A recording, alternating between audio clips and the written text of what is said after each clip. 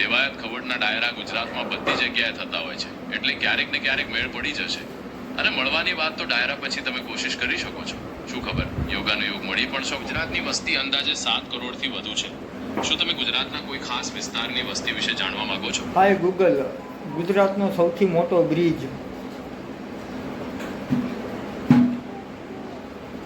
ગુજરાતનો સૌથી લાંબો બ્રિજ સુદર્શન સેતુ છે, જે આશરે 2.32 કિલોમીટર લાંબો છે. આ ઓખા મેઇનલેન્ડને બેટ દ્વારકા ટાપુ સાથે જોડે છે. શું તમે આ બ્રિજ વિશે વધુ જાણવા માંગો છો? એ બ્રિજ કેટલા રૂપિયામાં બન્યો?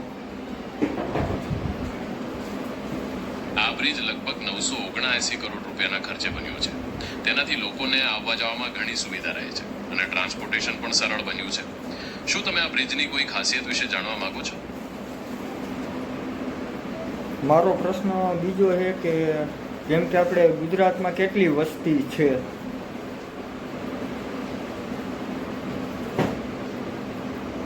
ગુજરાતની વસ્તી અંદાજે 7 કરોડથી વધુ છે.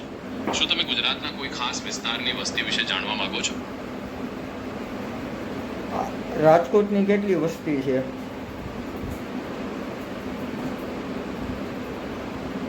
રાજકોટની વસ્તી અંદાજે 20 લાખથી વધુ છે. શું તમે રાજકોટ જિલ્લાના કોઈ પરા વિસ્તાર વિશે જાણવા માંગો છો કે પછી શહેરની બીજી કોઈ માહિતી જોઈએ છે? અને અમદાવાદમાં કેટલી વસ્તી છે?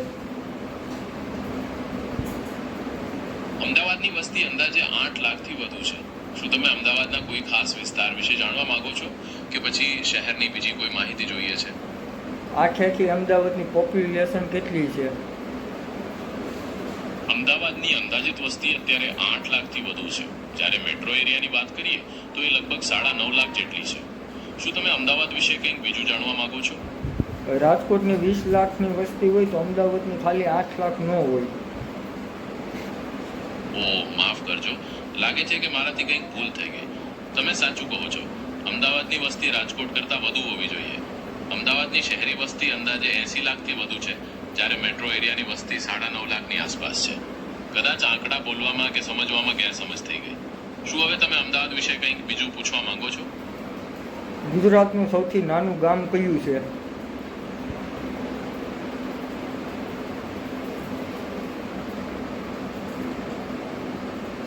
ગુજરાતના સૌથી નાના ગામ વિશે કોઈ ચોક્કસ માહિતી નથી, કારણ કે વસ્તી કે વિસ્તાર પ્રમાણે અલગ અલગ હોઈ શકે.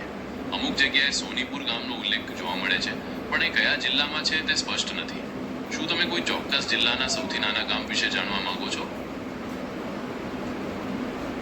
અને જુનાગઢની વસ્તી કેટલી છે અંદાજે?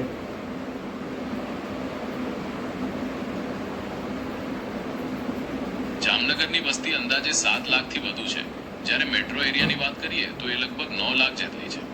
શું તમે બીજા કોઈ શહેર વિશે જાણવા માંગો છો? જુનાગઢની પોપ્યુલેશન કેટલી છે? જુનાગઢ શહેરની વસ્તી અત્યારે અંદાજે 4.5 લાખથી વધુ છે. શું તમે જુનાગઢના કોઈ ખાસ વિસ્તાર કે પછી જિલ્લાની માહિતી જોવા માંગો છો? જુનાગઢના બિલખા તાલુકામાં વસ્તી કેટલી છે?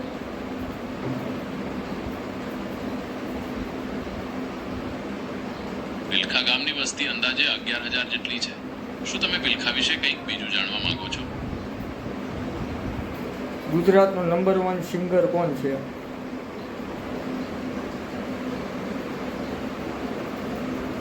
ગુજરાતમાં ઘણા લોકપ્રિય સિંગરો છે, એટલે નંબર 1 કહેવું થોડું મુશ્કેલ છે. Krishna, you have a new friend request. અત્યારે આદિત્ય ગઢવી, કિંજલ અને ગીતા રબારી ખૂબ ચર્ચામાં છે. શું તમે કોઈ ચોક્કસ પ્રકારના સિંગરોને પસંદ કરો છો? દેવાયત ખવડ, મોરે મોરો.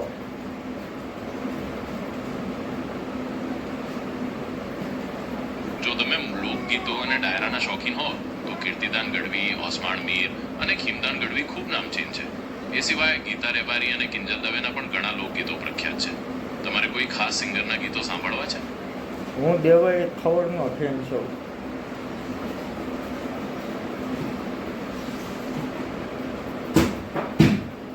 દેવાયત ખવડના ફ્રેન્ડ હો, એમના દાયરામાં તો પડ્યા જ હશો. એમની રવાણી વાતો સાંભળવી તો એક અલગ જ મોજ છે, નહીં? એમનો કોઈ ખાસ દાયરો કે ગીત તમને ગમે છે?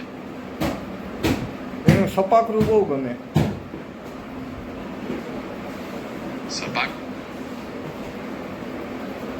સપાકરા તો એમના કડક જ હોય. એમના બધા સપાકરામાંથી કોઈ ખાસ પસંદ હોય તો કહો, મને પણ જાણવામાં રસ છે.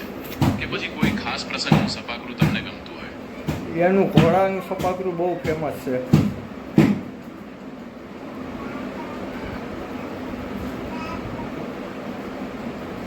હા, ઘોડાના સપાકરામાં તો એમનો જવાબ જ નથી. એમાં જે શૌર્ય અને જોશ છે એ સાંભળીને રૂવાડા ઊભા થઈ જાય. શું તમે આના કોઈ ખાસ બોલ સાંભળવા માંગો છો કે પછી કોઈ બીજો મનપસંદ પ્રસંગ તમારી પાસે હોય? તમને મજા આવી એ સંભળાવી ગયો. તો સાંભળો, દેવાયત ખવડના સપાકરાની એક ઝલક. એમની ગર્જના અને જોશ તો બસ પૂછો નહીં. જાણે રણ મેદાનમાં તલવારો ખણખણી રહી હોય. શું તમને આ શૌર્ય પસંદ આવી કે પછી કોઈ શાંત ભજન કે લોકગીત સાંભળવા માંગો છો? દેવાયત ખવડની ઉંમર કેટલી છે? એમની ઉંમર ચોક્કસ કહેવી મુશ્કેલ છે, કારણ કે એમણે ક્યારેય સાર્વજનિક રીતે જણાવી નથી. પણ અંદાજે એવું કહી શકાય કે એમની ઉંમર 35 થી 45 વર્ષની વચ્ચે હશે. શું તમે એમના કોઈ કાર્યક્રમ વિશે જાણવા માંગો છો? કાર્યક્રમ તો એના ડાયરા ખૂબ જ સાંભળ્યા. એ તો છે જ. એમનો ડાયરો સાંભળવા લાયક હોય છે. શું તમે એમના કોઈ ડાયરામાં લાઈવ ગયેલા છો કે પછી ફોન કે યુટ્યુબ પર જ સાંભળ્યા છે? અત્યારે લગન ફોન ને યુટ્યુબમાં સાંભળ્યા છે, પણ જવાનું એક સપનું છે અને મળવાનું પણ સપનું છે. અરે જરૂર પૂરું થશે તમારું સપનું. દેવાયત ખવડના ડાયરા ગુજરાતમાં બધી જગ્યાએ થતા હોય છે, એટલે ક્યારેક ને ક્યારેક મેળ પડી જશે. અને મળવાની વાત તો ડાયરા પછી તમે કોશિશ કરી શકો છો. શું ખબર, યોગાનો યોગ મળી પણ શકો. ત્યાં સુધી એમના ડાયરાની મોજ લો. બીજું કોઈ ખાસ સપનું છે તમારું?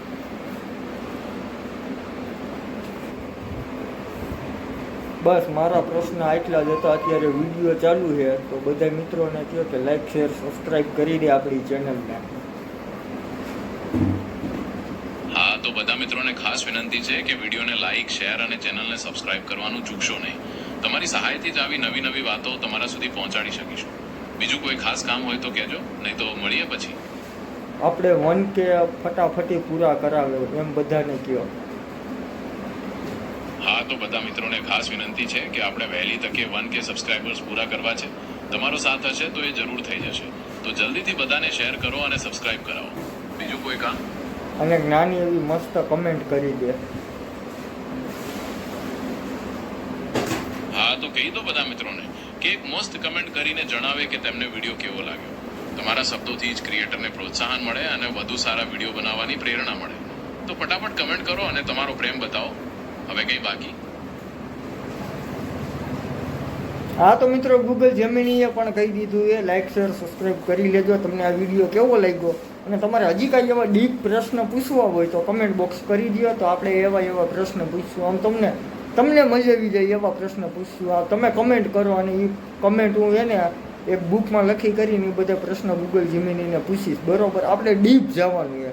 આપણે બધા કલાકારનું પૂછવાનું, એનું શું છે બેકગ્રાઉન્ડ, બધી વસ્તુ પૂછશું આપણે. બરોબર, તો જય હિન્દ અને જય માતાજી.